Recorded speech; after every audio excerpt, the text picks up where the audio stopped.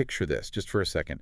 You're standing on the edge of, like, a vast, really rugged pasture. Okay, I'm picturing it. Right. So the terrain is totally uneven. There's dust kicking up everywhere. And out there, just constantly in motion, is an Australian Shepherd. Oh, yeah. Never stopping. Never. I mean, this dog is darting, stopping, analyzing a whole flock of sheep, predicting their movements, and instantly reacting. It's just this incredible physical feat. It really is. But I want you to ask yourself, what is actually powering all that? Like the running, the analyzing, the decision-making. It's a really fascinating image to start with, honestly, because, well, when we watch a dog doing something that intense, we immediately focus on the physical output. Right, the muscle. Exactly. The legs, the lungs, the stamina. We just view it as a purely athletic event. And that leads right into the massive paradigm shift we're unpacking today in this deep dive. Yeah, it's a big one. We've got this stack of veterinary data and nutritional research in front of us that totally flips how we usually think about feeding this breed. I mean, we tend to treat dog nutrition purely as physical fuel, calories in, muscle out. Right, like a car. Gas in, mileage out. Exactly. But for a breed defined by its intense cognitive demands, nutrition is actually fueling the mind. That's the key. Right. Like a dog that runs out of steam mentally simply cannot do its job, even if its legs are perfectly fine. And that distinction, I mean, it changes everything about how you feed them. So what's our mission here today? Well, our mission is to decode that exact nutritional blueprint across the Australian Shepherd's entire lifespan. So from their developing growth plates all the way to their senior year. Which is a lot of ground to cover. It is, yeah. We're going to separate the marketing trends in the pet store from the actual biological reality. And, I should just briefly mention that while this deep dive is strictly for educational purposes, and you should obviously always consult your vet for specific medical advice, we're going to give you the tools to understand exactly what this breed needs to thrive physically and cognitively. Awesome. Let's jump right into the foundation then. Puppyhood. The best part. Right. If we're trying to fuel this highly complex brain and athletic body, the data makes it pretty clear that the most consequential nutritional decisions happen in that first year. Oh, absolutely. But the research points to a goal that feels, I don't know, a bit counterintuitive. Like for a medium to large breed like the Australian Shepherd, the objective is controlled, steady growth. Yes, steady is the key word. But I mean, aren't we supposed to want our dogs to grow big and strong as fast as possible? Like, isn't that a good thing? It's a very common instinct for sure, but it's actually dangerous for their structural integrity. Wait, really? Dangerous? Yeah, because an Australian Shepherd's growth plates, those are the areas of developing cartilage at the ends of long bones. They remain open well into the second half of their first year. Okay. So if you push a puppy to grow too fast by, say, overfeeding calories, the bones grow longer and heavier before the supporting joints and ligaments are actually ready to handle that weight. Man, it's like building a skyscraper. That's a good way to put it. If you rush the construction and just pour the concrete too fast just to make it tall as quickly as possible, the foundation's going to crack later. We want a steady build. Exactly. You can't rush the foundation. But the research also specifically calls out the ratio of calcium to phosphorus in puppy food. Yeah. Why does that specific mineral balance matter so much during this window? It comes down to how a puppy's digestive system actually functions. You see, adult dogs have a regulatory mechanism in their intestines that blocks the absorption of excess calcium. Oh, so they just filter out what they don't need. Right. But puppies do not have that yet. They absorb passively. Wait, so they just absorb all of it? All of it. If a diet is too high in calcium or the ratio to phosphorus is skewed, the puppy's body just takes it all in. And that excess calcium gets deposited directly into the developing bone. Yikes. Yeah, which can cause the cartilage to calcify way too early. And that leads to severe, really painful skeletal deformities later in life, like osteochondritis dissecans. Wow. Okay, so you aren't just feeding for size, you're literally managing the chemical density of their skeleton. That's exactly what you're doing. That explains why a formula specifically calibrated for medium or large breed growth is non-negotiable. But let's look at the daily logistics for a second.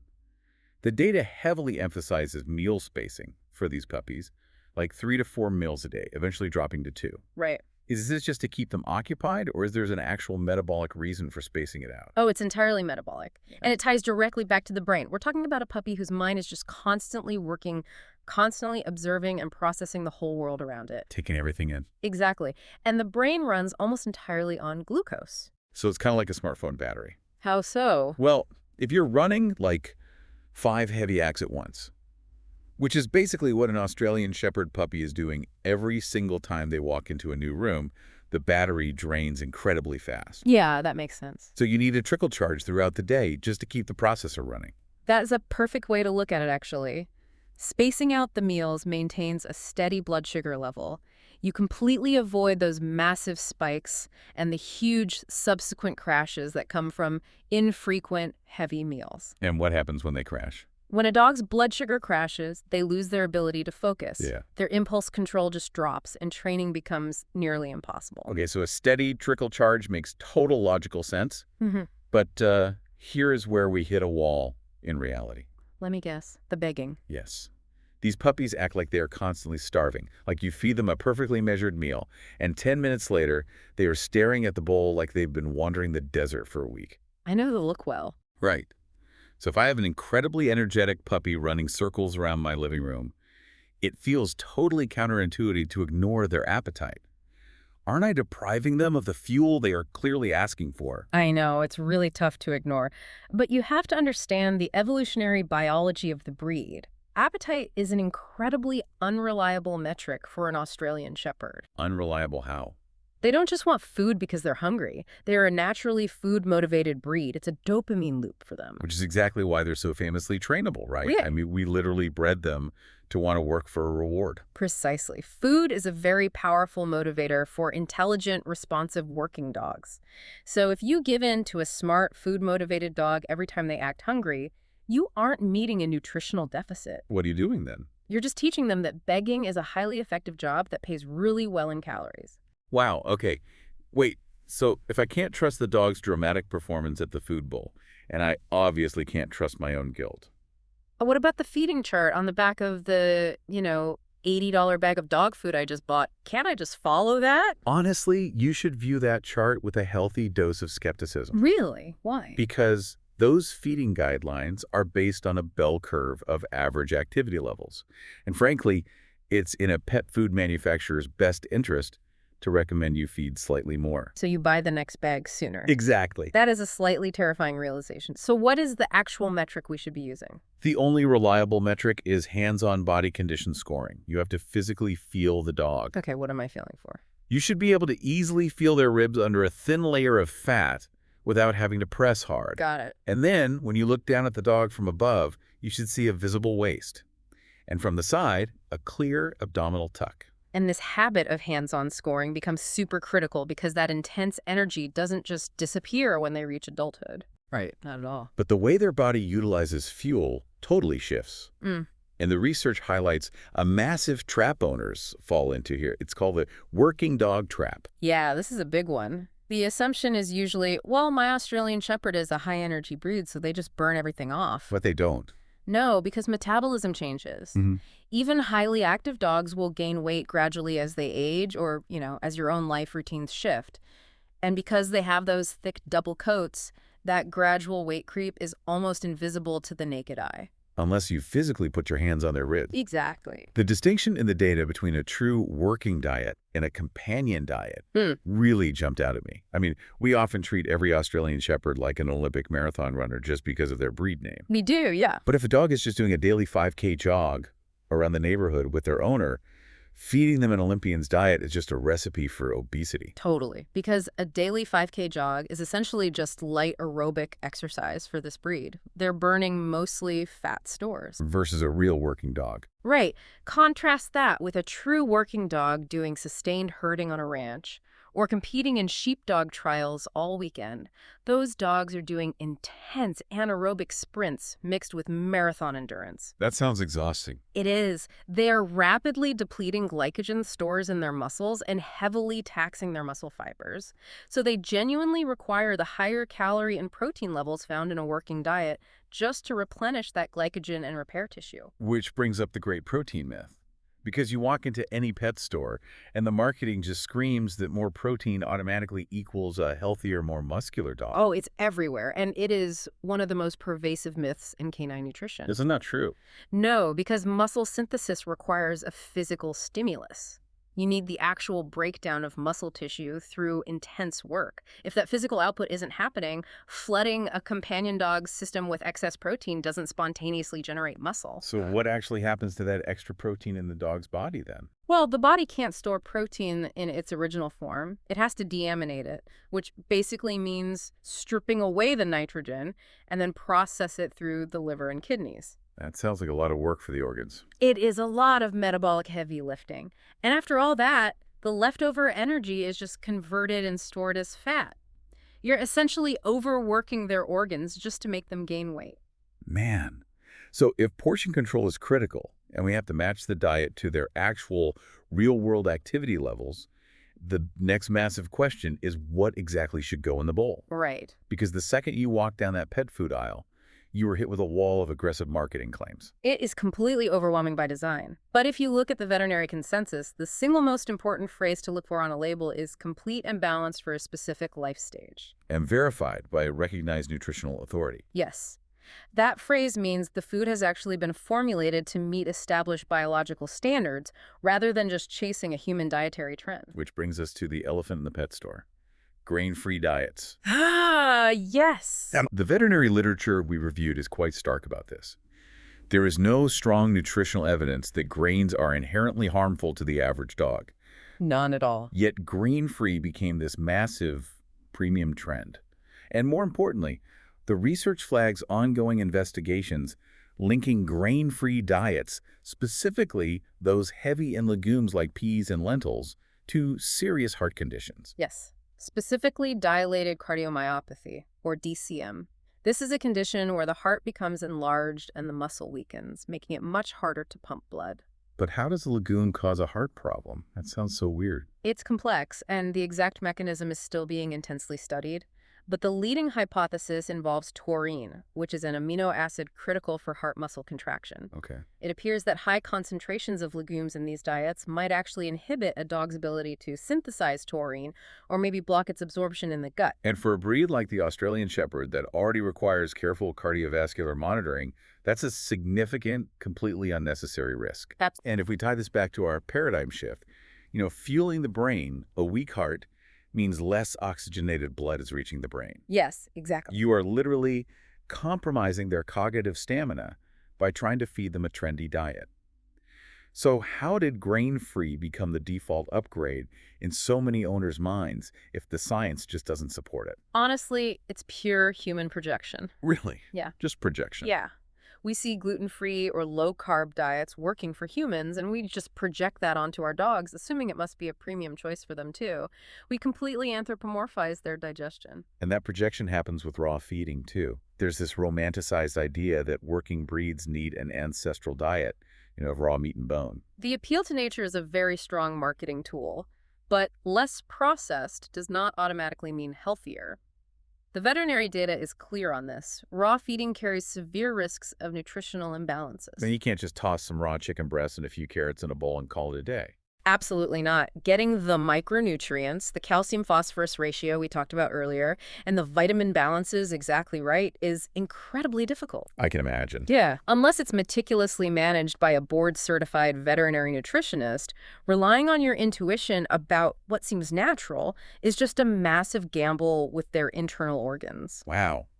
Okay, let's pivot a bit, because food doesn't just come from a bowl. For a highly trainable, fiercely intelligent breed like this, food is a constant communication tool used throughout the entire day. Yes, it is. Which introduces a whole new variable: treats. Oh, yeah. This is where even the most disciplined owners just lose the thread completely. Treats are essential because this breed requires constant reward-based training to stay mentally stimulated. That those calories compound rapidly. Very rapidly. It's the cognitive load of training, right? Every time they learn a new trick or ignore a distraction on a walk, you reward them. To the dog, the treat is a data point saying, yes, do that again. But if you're using high-calorie treats, it's exactly like eating handfuls of almonds from your desk all day while you're working. I mean, they're healthy, but suddenly you've consumed a whole meal's worth of calories without even noticing. That happens all the time. So how do we balance giving them the frequent data points they need for training without turning them into a barrel? The behavioral research offers a really brilliant loophole here, actually. Oh, I love a loophole. Dogs don't process the volume of a treat the way we do. They process the frequency of the event. Wait, really? So size doesn't matter to them? Not at all.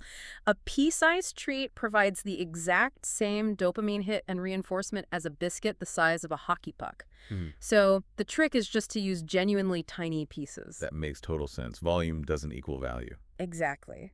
And the other incredibly practical solution is to use a portion of the dog's actual daily kibble as their training reward. Oh, just use their normal food. Yeah, you measure out their total daily food in the morning, put a handful of it in your pocket or a training pouch for the day, and the rest goes in their bowl at meal times. You're just reallocating the calories they were already going to get. That solves the calorie equation perfectly. Yeah. But, while we're talking about things going into the dog throughout the day, the research also heavily flags hydration. Yes. And this is where things get really interesting regarding the brain.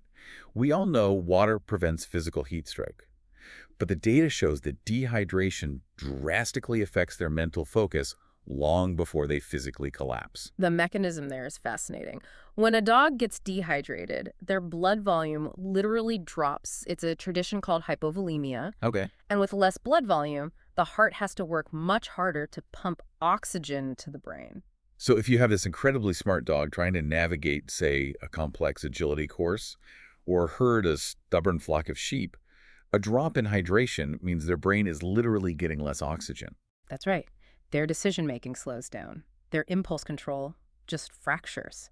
It is a perfect, undeniable example of how the physical and the mental are entirely intertwined in this breed.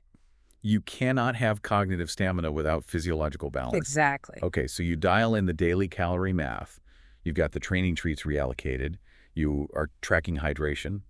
But then reality hits again. The diet cannot remain static because, well, life isn't static.